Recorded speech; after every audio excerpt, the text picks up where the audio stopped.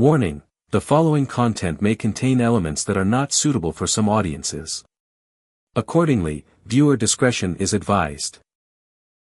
Somewhere in LaPorte, Indiana, there is a piece of land that locals have called Murder Hill for over a century. It is quiet now. Unremarkable. You would drive past it without a second glance. But in the spring of 1908, investigators pulled more than a dozen dismembered bodies from the soil of that farm. Arms hacked from shoulders. Bones wrapped in flesh that had begun to liquefy. Heads, hands, and feet stuffed into burlap sacks buried in the hog pen. The woman who owned that farm was named Belle Gunness. And she may have killed as many as 28 people between 1884 and 1908. Husbands. Suitors. Her own children. She lured lonely men with the promise of love, a warm home, and a Norwegian farm wife. She killed them for their money. She dismembered their bodies and fed what was left to the hogs. And then, when it all finally started to unravel, she may have burned her own house to the ground, planted a headless corpse in the rubble, and walked away. Nobody knows for certain. Because Belle Gunness was never caught. This is her story. Belle Gunness was born Brynhild Paulsdatter Storseth on November 11, 1859, in Selbu, a small rural community in central Norway, near the city of Trondheim. She was one of 8 children in a poor farming family. Life in Selbu offered little. At 21 years old, she made the same decision thousands of Norwegians were making at the time. She boarded a ship and sailed to America. She settled in Chicago. Changed her name to Bella. Worked as a domestic servant. Then, in 1884, she married a Norwegian immigrant named Mads Svendsen. What followed established a pattern that would define the rest of her life. The couple ran a confectionery store. It burned down. They collected the insurance money and bought a new property. That burned down too. They collected again. 2 of their foster children died in their care, from what was recorded as acute colitis. A condition whose symptoms, investigators would later note, closely resemble those of strychnine poisoning. Then Mads Svendsen died. He died on July 30, 1900, the one day in the calendar year when 2 separate life insurance policies on his life overlapped. The expiring policy and the new one were both active simultaneously for a single day. He died on that day. Belle collected from both policies a total of $8,500, a considerable fortune at the turn of the century. Suspicions were raised. An inquest was opened. Then quietly dropped. Belle Gunness took her money and her children and moved to LaPorte, Indiana. She bought a farm. In LaPorte, Belle remarried almost immediately, a local man named Peter Gunness. He had recently lost his wife and had 2 young daughters. Within 1 week of the marriage, one of Peter's infant daughters died while in Belle's care. Cause of death, unclear. 8 months later, Peter Gunness was dead. Belle told investigators that Peter had been reaching for something on a high shelf when a meat grinder fell from the shelf and struck him in the head, smashing his skull. The local physician who examined Peter's body noted that the injuries were inconsistent with a falling object. They looked more consistent with a deliberate blow from above. Suspicions were raised. Again. An inquest was opened. Again. And again, nothing came of it. Belle collected Peter's life insurance. She was now the sole owner of a working farm in LaPorte with a growing bank account and a pattern of dead men behind her. She was just getting started. Shortly after Peter's death, Belle placed advertisements in Norwegian-language newspapers across the Midwest. The ads were simple. Direct. Almost disarmingly honest about what she was looking for. They read, in essence, lonely widow. Nicely located farm. Looking for a reliable man to partner with. Bring only cash. Tell nobody where you are going. This is a secret between the 2 of us. Men came. From across the Midwest. From Norway. From as far away as South Dakota. They arrived with money, hope, and no one who knew where they were. They were rarely heard from again. What happened to the men who arrived at the Gunness farm has been pieced together from survivor testimony, physical evidence, and the confessions of Belle's farmhand, a man named Ray Lamphere, who would later claim to have witnessed and assisted in some of the killings. Belle would welcome each man warmly. She was reportedly an excellent cook, offering hearty Norwegian meals, a warm fire, and the promise of a comfortable life. The men felt safe. Cared for. Wanted. Then they would receive a drink laced with a sedative or poison. When they were incapacitated or dead, Belle would finish them off. With a meat cleaver. A hammer. A knife. She was a large, physically powerful woman, described by neighbors as strong enough to do the work of a man on the farm. That physical strength was not incidental. She dismembered her victims herself. Wrapped the pieces in burlap. And buried them in the hog pen, in the garden, in the soft soil at the back of the property. What the hogs didn't dispose of, the earth absorbed. One man survived. His name was George Anderson. He had come from Missouri with money and hope, and found himself sitting across from Belle Gunness at her kitchen table. That night he woke suddenly, and found Belle standing over him as he slept. Staring at him in the darkness.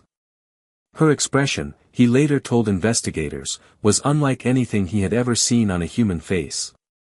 He ran. Barefoot. Into the Indiana night. He didn't stop until he was far enough away to feel safe. He was the only man known to have left that farm alive. By early 1908, Belle had been operating her murder farm for the better part of a decade. Dozens of men had passed through and disappeared. Local rumor swirled but never solidified. Belle remained respectable, a widow managing her farm, raising her children, attending to her community. Then Andrew Helgelian arrived from South Dakota. Andrew had been corresponding with Belle for months. She had written him warm, loving letters. Urging him to come to LaPorte, to bring his savings, to tell no one where he was going. He came in January 1908. He brought his money. He disappeared. His brother Assel, back in South Dakota, began writing to Belle asking about Andrew's whereabouts. Belle wrote back, suggesting Andrew had perhaps gone to Chicago. Perhaps back to Norway. She wasn't sure. Assel Helgelian wasn't satisfied. He told Belle directly that he was coming to LaPorte to find out what had happened to his brother. At almost exactly the same moment, Belle was having serious problems with her farmhand, Ray Lamphere. He knew too much. He had helped too much.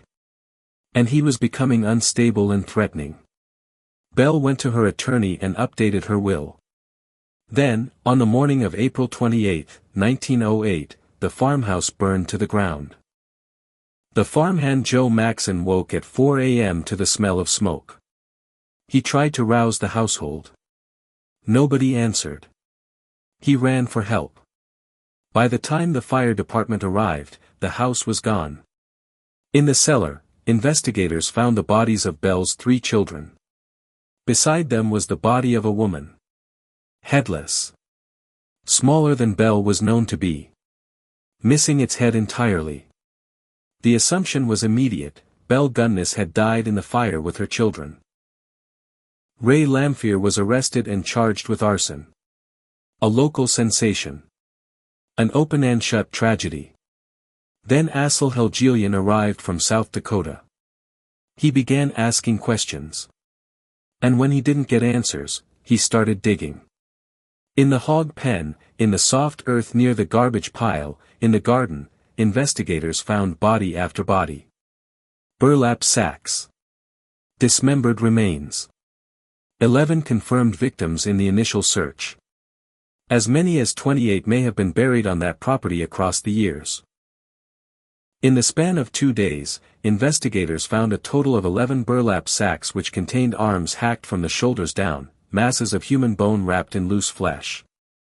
LaPorte became a spectacle. 15,000 people descended on the farm, arriving by train and automobile to watch investigators dig. Concession stands were set up. Souvenirs were sold. Murder Hill had entered American folklore. But the question that hung over everything, was Belle Gunness actually dead? The headless body in the cellar bothered investigators from the start. Belle Gunness was a large woman, described by almost everyone who knew her as heavy-set, physically imposing, well over 200 pounds. The body found in the cellar was significantly smaller. Too small to be Belle.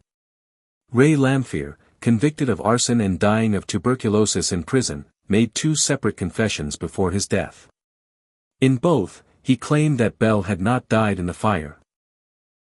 That she had deliberately planned her escape, acquiring the body of a woman to place in the cellar, burning the house herself, and fleeing with whatever money she had accumulated.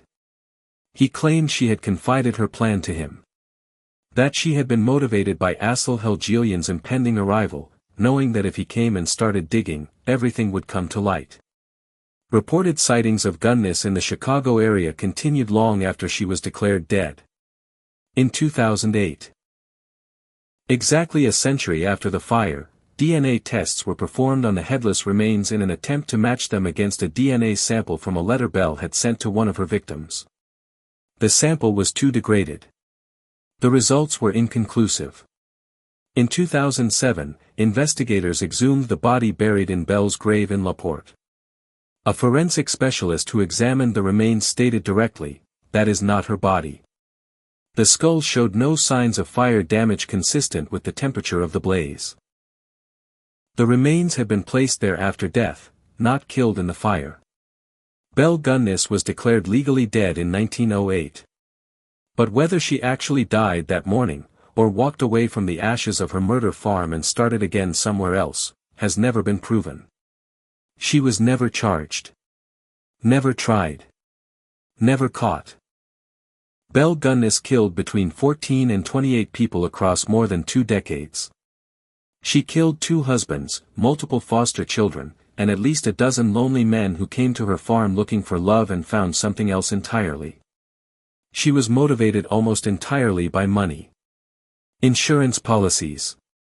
Savings brought in suitcases. Cash handed over in good faith by men who had been told to tell nobody where they were going. She was not driven by rage or impulse. She was cold. Patient. Methodical. She was, in many ways, the most dangerous kind of killer, one who looked exactly like what you needed her to be. A warm home. A Norwegian farm wife. The smell of good food and the promise of a quiet life. Right up until the moment she stood over your bed in the dark. Whether Belle Gunness burned to death in that cellar on the morning of April 28, 1908, or whether she walked away into a new identity and lived out the rest of her days somewhere else entirely, is a question that has never been answered. And perhaps never will be. Subscribe if this case stayed with you. And leave a comment, do you think Belle Gunness survived the fire? Or did she die in the house she built on the bodies of her victims? I hope you enjoyed the video and I'll see you in the next one.